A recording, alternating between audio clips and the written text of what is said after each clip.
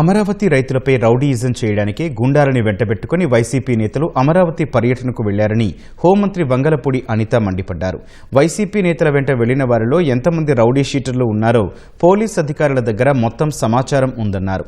గతంలో టీడీపీ కార్యాలయంపై దాడి చేసిన రౌడీలు, గూండాలు కూడా వైసీపీ బృందంలో ఉన్నారని అనిత చెప్పారు. అమరావతిపై నిత్యం విషం చిమ్మే వైసీపీ నేతలకు ఆ ప్రాంతంలో పర్యటించే నైతిక హక్కు లేదని అనిత స్పష్టం చేశారు. ఈరోజు వాళ్ళు పరామర్శించడానికి వెళ్ళారా, లేకపోతే దేనికి రౌడీయిజం చేయడానికి వెళ్ళారా? వాళ్ళ వెనకాతలు వచ్చిన వాళ్ళందరూ కూడా రౌడీయిజంతో వెళ్ళి ఆఖరికి పోలీసులు కూడా ఇన్ఫార్మ్ చేశారు. అక్కడ ప్రాబ్లం అవుతుంది, అక్కడ మీరు ఏదైతే పెనుమాక విలేజ్కి వెళ్తున్నారో అక్కడ 90% ఆఫ్ అక్కడ రైతులందరూ కూడా స్వచ్ఛందంగా ముందుకు వచ్చి భూములు ఇచ్చిన తర్వాత 1 or 2% ఎవరు అయితే ఉన్నారో వాళ్ళని దగ్గరికి వెళ్ళి మాట్లాడదామని చెప్పేసి వీళ్ళు ప్రయత్నం చేశారు. దానికి గురించి చెప్పేటప్పుడు కూడా అక్కడ అమరావతి రైతులు కొంతమంది ఉన్నారు, ఈ టైంలో మీరు వెళ్ళడం మంచిది కాదు అని కూడా క్లియర్గా చెప్పిన తర్వాత కూడా కావాలని వాళ్ళ మీద రౌడీయిజం చేయడానికి వాళ్ళు రౌడీలను వెంటబెట్టుకుని వెళ్ళారు. అంటే రౌడీలను వెంటబెట్టుకుని అమరావతి రైతుల మీద రౌడీయిజం చేయడానికి వెళ్ళారా? ఈరోజు వెళ్ళి తిరిగి వాళ్ళేదో రైతులేదో తప్పు చేశారన్నట్టుగా మాట్లాడడం అనేది మంచి పద్ధతి కాదు.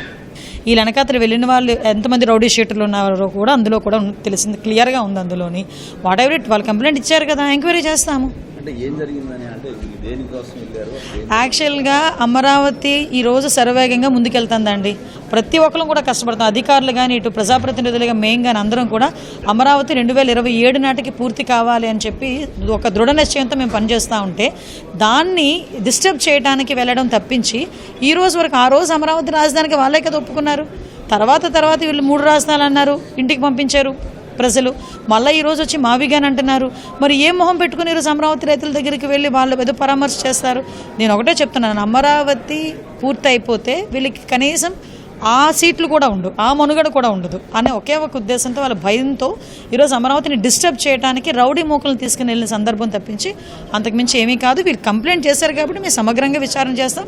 అక్కడ అమరావతి రైతులు కడుపు మంట అండి. ఈరోజు అదే అమరావతి గడ్డ మీద ఎంతమంది అమరావతి మహిళా రైతులను బూటికాలు తన్నించిన పరిస్థితులు ఉన్నాయి.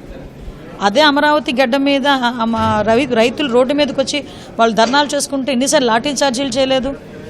ఇదే అప్పుడు అమరావతిని రక్షించుకోవాలి, అమరావతి ఉండాలి అని చెప్పి ఆ రోజు గౌరవ ముఖ్యమంత్రి గారు కూడా బస్సు యాత్ర పెడితే ఆ రోజు ఏ రకంగా భావస్వేచ్ఛా ప్రకటన అని చెప్పి దాడులు చేయలేదు. మేము అటువంటి వాటిని మేము ప్రోత్సహించట్లేదు కదా. ఈరోజు మీరు వచ్చారు, మేము క్లియర్గా చెప్పాము వద్దు అని చెప్పాము, పోలీస్ డిపార్ట్మెంట్ వాళ్ళు చెప్పారు. మీరు కొంచెం సహకరించాలి. కాదు, మీరు రౌడీయిజం చేయడానికే, దాడి చేయడానికే, అమరావతి మీద బురద చల్లడానికే వెళ్ళారు కాబట్టి ఈరోజు ఇలాంటి పరిణామాలు ఉన్నాయి. అయినప్పటికీ కూడా ప్రభుత్వం దీన్ని సీరియస్గా తీసుకుంది, మేము ఎంక్వైరీ చేసుకుంటాం. పార్టీ ఆఫీస్ మీద దాడి చేసిన వాళ్ళు కూడా అప్పుడు తెలుగుదేశం పార్టీ ఆఫీస్ మీదకి వచ్చి రౌడీ మూకలు ఎవరైతే దాడి చేశారో వాళ్ళందరూ కూడా ఈరోజు నేను దగ్గర వీడియోస్ కూడా ఉన్నాయి నా దగ్గర. వాళ్ళందరూ ఈ కార్ల చుట్టూ ఉన్న వాళ్ళే, వాళ్ళందరూ ఇప్పుడు వెళ్ళిన ఆ బృందంలో ఉన్న వాళ్ళే. మరి అది వైఎస్ఆర్సీపీ బృందమా వైఎస్ఆర్సీపీ రౌడీ బృందమో నాకైతే అర్థం కావట్లేదు.